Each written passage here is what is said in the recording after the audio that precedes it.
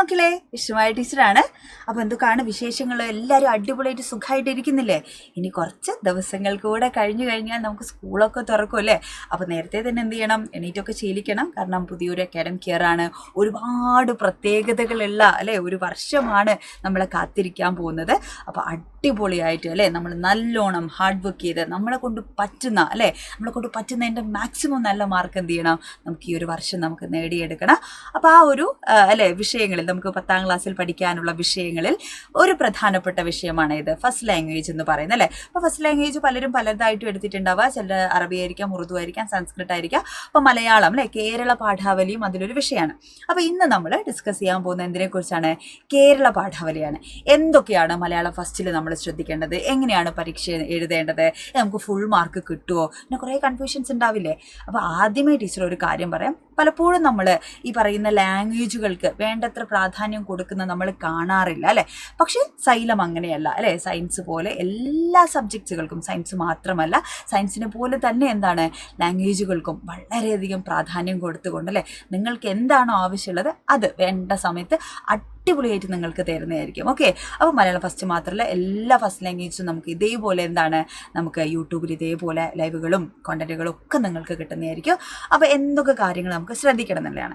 അപ്പോൾ നമ്മൾ പലപ്പോഴും മലയാളം സെക്കൻഡിനെ അപേക്ഷിച്ച് മലയാളം ഫസ്റ്റ് കുറേ കൂടെ ബുദ്ധിമുട്ടാണ് എന്ന് മക്കൾ പറയാറുണ്ട്. കഴിഞ്ഞ കുട്ടികൾക്കൊക്കെ വിഷമമുള്ള വിഷയങ്ങളിലൊന്നും മലയാളം ഫസ്റ്റ് ആയിരുന്നു. അതിൻ്റെ കാരണം എന്താണെന്നറിയാമോ നിങ്ങൾക്ക്? അതിന് കുറച്ച് കാരണമുണ്ട്.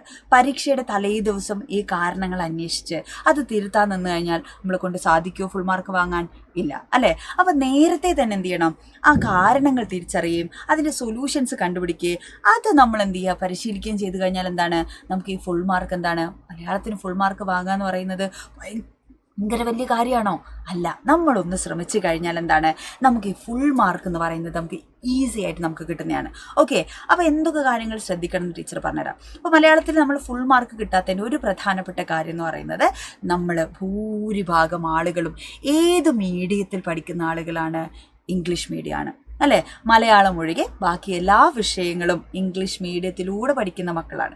അപ്പോൾ അതുകൊണ്ട് തന്നെ നമ്മളുടെ കയ്യിലുള്ള വാക്കുകളും അല്ലേ നമ്മൾ ആകെ മലയാളം പഠിക്കുന്നത് മലയാളം ക്ലാസ്സിൽ അല്ലേ എഴുതുന്നതും വായിക്കുന്നതും ഒക്കെ മലയാളം ക്ലാസ്സിൽ മാത്രമാണ്. അപ്പോൾ അതുകൊണ്ട് തന്നെ നമുക്ക് കൂടുതൽ വാക്കുകളൊന്നും നമുക്ക് മലയാളത്തിൽ ചിലപ്പോൾ അല്ലെ ഇപ്പോൾ 7 മാർക്കിൻ്റെ ചോദ്യത്തിൻ്റെ ഉത്തരവൊക്കെ എഴുതണമെങ്കിൽ നമ്മൾ കുറേ എഴുതണം. അപ്പോൾ അങ്ങനെ ഫ്ലുവൻ്റായിട്ട് നമ്മൾ എഴുതാനിരിക്കുമ്പോൾ വാക്കുകൾ ഇങ്ങനെ പരന്ന് ഒഴുകി ഇങ്ങ് വരണം അല്ലേ. ഇല്ലെങ്കിൽ എന്ത് ചെയ്യുന്നു? നമുക്ക് ടൈം മാനേജ്മെൻ്റ് ഒരു പ്രശ്നമാവും. 1.5 മണിക്കൂറാണ് നമുക്ക് മലയാളത്തിൻ്റെ അല്ലേ ടൈം എന്ന് പറയുന്നത്. ഈ 1.5 മണിക്കൂറിൽ എത്ര മാർക്ക് നമ്മൾ എഴുതിയെടുക്കണം? 40 മാർക്ക് നമ്മൾ എഴുതിയെടുക്കണം അല്ലേ. അപ്പോൾ ഇതൊക്കെയാണ് പ്രശ്നം. അപ്പോൾ ടൈമിനനുസരിച്ച് മാർക്കിനനുസരിച്ച് നമ്മൾ എഴുതാനൊക്കെ ശീലിക്കണം അല്ലേ. ഇത് പരീക്ഷൻ്റെ തലേന്ന് പഠിച്ചുകൊണ്ട് കാര്യമുണ്ടോ? ഇല്ല. ടീച്ചർ എപ്പോഴും പറയാറുള്ളൊരു കാര്യമാണ് നമ്മളൊരു ട്രെയിനിങ് പ്രോസസ്സിലാണ് അല്ലേ. അതായത് അടുത്ത 2027 മാർച്ച് മാസം നമ്മുടെ പരീക്ഷ നടക്കുന്നത് വരെ നമ്മളൊരു ട്രെയിനിങ് പ്രോസസ്സിലാണ്. അപ്പോൾ നമ്മൾ പഠിക്കും എങ്ങനെയാണ് അല്ലേ നമ്മൾ ട്രെയിൻ ചെയ്യപ്പെടുകയാണ്. ഓരോന്നും എഴുതി ശീലിച്ച് പലപ്പോഴും പല ആളുകൾക്കും ഈ അക്ഷരത്തെറ്റൊക്കെ വലിയ പ്രശ്നമാണ് അല്ലേ. വാക്കുകൾ കിട്ടായികയും വേണ്ടത്ര എത്ര എഴുതിയാലും ടീച്ചറെ നമുക്ക് 7 മാർക്ക് കിട്ടൂല, 2 പേജ് എഴുതിയാലും 3 പേജ് എഴുതിയാലും ഒന്നും കിട്ടാറില്ല. അപ്പോൾ ഇങ്ങനെയുള്ള പരാതിയൊക്കെ മലയാളത്തിന് കേൾക്കാറുണ്ട് അല്ലേ. അപ്പോൾ അതിനൊക്കെ എന്തൊക്കെയോ പ്രശ്നങ്ങളുണ്ട് അല്ലേ. അപ്പോൾ എന്തുകൊണ്ടാണ് അങ്ങനെ കിട്ടാത്തത്? നമ്മുടെ മാർക്കിനനുസരിച്ച് ഒക്കെ നമ്മൾ എഴുതണം അല്ലേ. എന്താണോ ചോദ്യം ആ ചോദ്യത്തിൻ്റെ ഉത്തരമാണ് നമ്മൾ മാർക്കിനനുസരിച്ച് എഴുതേണ്ടത്. അപ്പോൾ അതൊക്കെ നമുക്ക് പഠിക്കണം എങ്ങനെയാണ് എന്നൊക്കെയുള്ളത് ഇനിയുള്ള ക്ലാസ്സുകളിൽ നമുക്ക് പഠിക്കേണ്ടതുണ്ട്. ഓക്കെ, അപ്പോൾ നമ്മൾ മലയാളത്തിൽ നമുക്ക് ഫുൾ മാർക്ക് കിട്ടണമെങ്കിൽ നമ്മൾ ആദ്യം എന്ത് ചെയ്യണം? നമുക്ക് പാഠഭാഗത്തെക്കുറിച്ചുള്ള കൃത്യമായ ധാരണ നമുക്ക് ഉണ്ടാവണം. അതായത് നമുക്ക് മലയാളം ഫസ്റ്റിലാണെങ്കിൽ 5 യൂണിറ്റിലായിട്ട് ഒരുപാട് പാഠഭാഗങ്ങൾ നമുക്ക് പഠിക്കാനില്ലേ. അപ്പോൾ ഇത്രയും പാഠഭാഗങ്ങളെക്കുറിച്ചുള്ള കൃത്യമായൊരു ധാരണ എന്ത് ചെയ്യണം? നമുക്ക് ഉണ്ടാവണം എന്നുള്ളതാണ്. അതായത് ഓരോ പാഠവും എന്ത് ചെയ്യണം? ഏത് സാഹിത്യ വിഭാഗത്തിലാണ് വരുന്നത്, ആരാണ് ഇത് എഴുതിയത്, എന്താണ് ആ എഴുത്തുകാരൻ്റെ അല്ലെങ്കിൽ കാരിയുടെ പ്രത്യേകത, അവരുടെ പ്രധാനപ്പെട്ട കൃതികൾ ഏതൊക്കെയാണ്. ഇങ്ങനെ നമുക്ക് 14 പാഠഭാഗങ്ങളാണുള്ളത്. ഇത്രയും പാഠഭാഗങ്ങളെക്കുറിച്ച് ആ യൂണിറ്റുകളെക്കുറിച്ച് എന്ത് ചെയ്യണം? ഒരു ഐഡിയ നമ്മളുടെ കയ്യിലുണ്ടാവണം അല്ലേ. പിന്നെ രണ്ടാമത്തെ കാര്യം എന്ന് പറയുന്നത് നമുക്ക് ഒരുപാട് ചോദ്യ രൂപങ്ങൾ ഉണ്ടാവും അല്ലേ. എന്തൊക്കെയാണ് ചോദ്യ രൂപങ്ങൾ എന്ന് പറയുന്നത്? ആസ്വാദനക്കുറിപ്പ് ഉണ്ടാവും, ഉപന്യാസം ഉണ്ടാവും, മുഖപ്രസംഗം ഉണ്ടാവും. ഇങ്ങനെ ഓരോരോ ചോദ്യമാതൃകളുണ്ട്. ഇതൊക്കെ നമുക്ക് ഇഷ്ടമുള്ള പോലെ എഴുതിയാൽ മാർക്ക് കിട്ടുമോ? ഇല്ല അല്ലെ. എന്തുകൊണ്ടാണ് ഈ 2 പേജ് എഴുതിയിട്ട് നമുക്ക് 7 മാർക്ക് കിട്ടാത്തത്? ചോദ്യത്തിൻ്റെ ഉത്തരമാവണമെന്നില്ല, അതിൻ്റെ ഘടനയ്ക്കനുസരിച്ചാവണം എഴുതുന്നതെന്നുണ്ടാവില്ല അല്ലേ. അപ്പോൾ ഓരോന്നിൻ്റെ ഘടന നമ്മൾ പഠിക്കണം അല്ലേ. ആസ്വാദനക്കുറിപ്പ്, മുഖപ്രസംഗം, ഇനി ചിലപ്പോൾ കത്ത് ചോദിക്കാം, ചിലപ്പോൾ പത്രവാർത്ത ചോദിക്കാം, ചോദിച്ചുകൂടായിക്കൊന്നും ഇല്ല അല്ലേ. അപ്പോൾ ഇതൊക്കെ എന്താണ് നമ്മൾ പഠിച്ചിരിക്കേണ്ടതുണ്ട് അല്ലേ. അപ്പോൾ ഇതൊക്കെ നമ്മൾ ശ്രദ്ധിച്ചു കഴിഞ്ഞാൽ അല്ലേ, നമ്മൾ ഇങ്ങനെയൊന്നും ആവില്ല അല്ലേ. നമ്മൾ എന്ത് ചെയ്യണോ, നമ്മൾ നല്ല സൂപ്പറായിട്ട് പരീക്ഷ എഴുതും അല്ലേ. അതായത് നമ്മൾ 1.5 മണിക്കൂറിൻ്റെ ഉള്ളിൽ ഈ 40 മാർക്ക് കിട്ടുന്ന രീതിയിലേക്ക് എന്ത് ചെയ്യണം, നമുക്ക് ട്രെയിൻ ചെയ്ത് അല്ലേ. നമ്മളെല്ലാ ചോദ്യങ്ങളും അല്ലേ, ഓരോ പാഠഭാഗങ്ങളും ഏതേത് ചോദ്യങ്ങൾ വരാൻ സാധ്യതയുണ്ട് അല്ലേ, ഒരു പഴുതുകൾ പോലും വിട്ടുപോവാതെ നമുക്ക് അങ്ങനെ എന്താ പറയുക എല്ലാം പഴുതുകളടച്ച് നമുക്ക് എന്ത് ചെയ്യണം, നമുക്ക് പഠിക്കേണ്ടതുണ്ട്. അപ്പോൾ അതൊന്നും നിങ്ങൾ ടെൻഷൻ ആവേണ്ട. പഠിപ്പിക്കുന്ന കാര്യമൊക്കെ ഞങ്ങൾ ഏറ്റു. നിങ്ങൾ എന്ത് ചെയ്താൽ മതി, പറഞ്ഞു തരുന്ന പോലെ ഒന്ന് പഠിച്ചെടുത്താൽ മതി. ഓക്കെ. പിന്നെ ഒരുപാട് സമയമുണ്ട്. ഇപ്പോഴേ നമ്മൾ തുടങ്ങുകയാണെങ്കിൽ എന്താണ്, നമുക്കിതൊക്കെ സൂപ്പറായിട്ട് നമുക്ക് പഠിക്കാം. ഓക്കെ. അപ്പോൾ ടീച്ചർ പറഞ്ഞു വരുന്നത് നമുക്കെന്താണ്, ഈ 1.5 മണിക്കൂറിൻ്റെ ഉള്ളിൽ 40 മാർക്ക് മലയാളത്തിന് കിട്ടുക എന്ന് പറയുന്നത് അങ്ങനെ ഭയങ്കര ബുദ്ധിമുട്ടുള്ള കാര്യമൊന്നുമല്ല അല്ലേ. നമുക്കത് സിമ്പിളായിട്ട് നമ്മളൊന്ന് ശ്രമിച്ചു കഴിഞ്ഞാൽ നമുക്ക് കിട്ടുന്നതായിരിക്കും. അപ്പോൾ ഇതേപോലെ നമുക്ക് യൂട്യൂബിലായിരിക്കും ഫസ്റ്റ് ലാംഗ്വേജസിൻ്റെ ക്ലാസ്സുകളൊക്കെ, ലൈവുകളാണെങ്കിലും ഇതുപോലെ കോണ്ടന്റ് വീഡിയോസ് ആണെങ്കിലും ഒക്കെ നിങ്ങൾക്ക് കിട്ടുക സൈലത്തിൻ്റെ നമ്മുടെ യൂട്യൂബ് ചാനലിലായിരിക്കും. അതേപോലെ നമ്മുടെ ആപ്പുകളെ കുറിച്ച് നിങ്ങൾക്കറിയാലോ. ഓൾറെഡി ഇപ്പോൾ മലയാള സെക്കൻഡൊക്കെ നമ്മൾ ഒരു ചാപ്റ്റർ കഴിഞ്ഞു, നമ്മൾ അടുത്ത ചാപ്റ്റർ തുടങ്ങാൻ പോവാണ്. അപ്പോൾ അടിപൊളിയായിട്ട് എന്ത് ചെയ്യണം, നമുക്കതൊക്കെ പഠിക്കണം അല്ലേ. അപ്പോൾ എന്താണ്, ടീച്ചർ നേരത്തെ പറഞ്ഞ പോലെ ഇതൊരു ട്രെയിനിങ് പ്രോസസ്സാണ് അല്ലേ. അപ്പോൾ സൈലത്തിൻ്റെ ഓഫറുകളൊക്കെ 10-ാം തീയതി വരെ, അതായത് നാളെയും കൂടെ ഉള്ളൂ കേട്ടോ. അപ്പോൾ വേഗം തന്നെ 10% ഓഫോട് കൂടെ എന്ത് ചെയ്യുക, ആപ്പൊക്കെ നിങ്ങൾ പർച്ചേസ് ചെയ്യുക കേട്ടോ. അടിപൊളിയായിട്ട് നേരത്തെ തന്നെ, അവസാനം ഒന്നും കൊണ്ടുവയ്ക്കാതെ നേരത്തെ തന്നെ നമ്മൾ പഠിച്ചു തുടങ്ങണം. ലാംഗ്വേജ് മാത്രമല്ല എല്ലാ സബ്ജക്ട്സും അടിപൊളിയായിട്ട് എന്താണ് നമുക്ക് പഠിക്കാം. ഓക്കെ. കാരണം നമ്മൾ തലേദിവസം ലൈവുകളൊക്കെ കണ്ടിട്ട് അല്ലെങ്കിൽ തലേദിവസം മാത്രം പഠിച്ചു പോയി പരീക്ഷ ചെയ്ത് നമുക്ക് എത്രത്തോളം മാർക്ക് കിട്ടും എന്നൊക്കെ ഉള്ളത് നമുക്ക് തന്നെ ആലോചിച്ചാൽ മതി. കാരണം എന്താണ്, ഇപ്പോൾ കോണ്ടൻറ്റൊക്കെ കൃത്യമായി അറിയാവുന്ന ആളുകൾക്ക് മാത്രമാണ് എന്ത് ചെയ്യുന്നത്, നന്നായിട്ട് പരീക്ഷ എഴുതാൻ പറ്റുന്നത്. ആ രീതിയിൽ ചോദ്യങ്ങളൊക്കെ മാറി തുടങ്ങി അല്ലേ. അപ്പം നമ്മൾ മടിയന്മാരായിട്ട് നീക്കി വെച്ച് നാളെ നിങ്ങൾ നീളെ എന്നാലോചിക്കാതെ നേരത്തെ തന്നെ എന്ത് ചെയ്യുക, നമ്മൾ പഠിച്ചു തുടങ്ങുക എന്നുള്ളതാണ് കേട്ടോ. ഓക്കെ. അപ്പം നമുക്ക് എന്തൊക്കെയാണ് മലയാള ഫസ്റ്റിൽ നമുക്ക് പഠിക്കാനുള്ളത് നോക്കാം.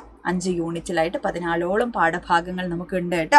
അപ്പോൾ ആദ്യത്തെ യൂണിറ്റ് എന്ന് പറയുന്നത് ഭാഷ പൂത്തും സംസ്കാരം തളിർത്തും എന്ന് പറയുന്ന ആദ്യത്തെ യൂണിറ്റിൽ കഥകൾ അതിമോഹനം, സ്വാതന്ത്ര്യത്തിൻ്റെ ചിറകുകൾ, മാതൃഭാഷ നമ്മുടെ ഉള്ളിൽ ഒഴുകുന്ന ജീവനദി, ഇത്രയുമാണ് ആദ്യത്തെ യൂണിറ്റിലുള്ള പാഠഭാഗങ്ങൾ.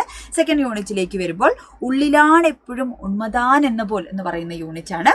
ഇതിൽ റെസിഡന്റ് എഡിറ്റർ, അന്നന്നത്തെ മോക്ഷം, തേൻ, ഇത്രയും പാഠഭാഗങ്ങളാണ്. മൂന്നാമത്തെ യൂണിറ്റ് വിസ്തൃത ലോക വിധാനത്തിൽ എന്ന് പറയുന്ന യൂണിറ്റാണ്. മണ്ണും മനുഷ്യനും, ബത്തേരിക്കടുത്ത് മലങ്കരയിൽ, വെള്ളത്തിന് തെളിയാതിരിക്കാനാവില്ല, ഇത്രയും പാഠഭാഗങ്ങളാണ് ആദ്യത്തെ 3 യൂണിറ്റുകളിൽ നമുക്ക് പഠിക്കാനുള്ളത്. 4ാമത്തെ യൂണിറ്റ് പിറന്ന നാടിൻ പെരുമയിൽ എന്ന് പറയുന്ന യൂണിറ്റാണ്. ദേശവും എഴുത്തും, ആലപ്പുഴ വെള്ളം, മുരിങ്ങ മരത്തോപ്പ്.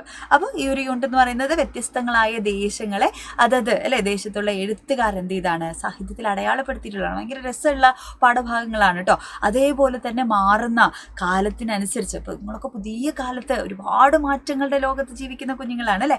അപ്പോൾ നിങ്ങൾക്കൊക്കെ പരിചയമുള്ള നിങ്ങളുടെ കാലത്തെ അല്ലേ, നമ്മൾ ജീവിക്കുന്ന പുതിയ കാലത്തെ അടയാളപ്പെടുത്തുന്ന കുറേ പാഠഭാഗങ്ങൾ പലപ്പോഴും നമുക്കറിയാം. ഇപ്പോൾ മലയാളത്തിൽ നമ്മുടെ മാതൃഭാഷയിലൂടെയാണ് നമ്മൾ എന്ത് ചെയ്യുന്നത്, ഒരു മനുഷ്യൻ്റെ അല്ലേ, നമ്മുടെ സ്വഭാവമായിക്കോട്ടെ, നമ്മുടെ ക്യാരക്ടർ ആവട്ടെ, നമ്മുടെ കൾച്ചർ, സംസ്കാരം, ഇതൊക്കെ രൂപപ്പെടുത്തുന്നതിൽ എന്തുണ്ട്, ഒരാളുടെ മാതൃഭാഷയ്ക്ക് വളരെയധികം പ്രാധാന്യമുണ്ട് അല്ലേ. അപ്പോൾ ഈ പറഞ്ഞതുപോലെ നമ്മളുടെ ചുറ്റും നടക്കുന്ന മാറ്റങ്ങളെക്കുറിച്ചും കുറേ കൂടെ ബോധമുള്ള അല്ലേ, ചിന്തയുള്ള ഒരു ലോകത്തെ നിർണ്ണയിക്കുന്നതിൽ നമ്മുടെ മാതൃഭാഷയ്ക്ക് വളരെയധികം പ്രാധാന്യമുണ്ട് അല്ലേ. അപ്പോൾ അങ്ങനെ ആഴത്തിൽ നമ്മളുടെ ചിന്തകളെ കൊണ്ടുപോകുന്ന തരത്തിലുള്ള കുറേ പാഠഭാഗങ്ങളാണ് നമുക്ക് ഈ വർഷം നമുക്ക് പഠിക്കാനുള്ളത്. അപ്പോൾ അത്തരത്തിലുള്ള അല്ലെ പുതിയ കാലത്തെ അടയാളപ്പെടുത്തുന്ന യൂണിറ്റാണ് ഉലകിനുയരാം ഉണർവുകൾ എന്ന് പറയുന്ന യൂണിറ്റ്.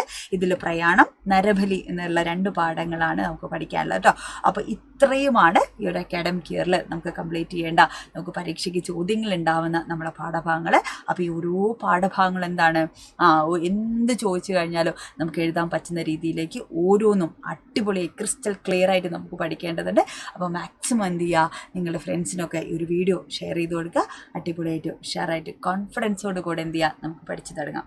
ഓക്കെ അല്ലേ എല്ലാവരും? അപ്പോൾ അടിപൊളിയായിട്ട് പഠിച്ചു തുടങ്ങാം. ബൈ.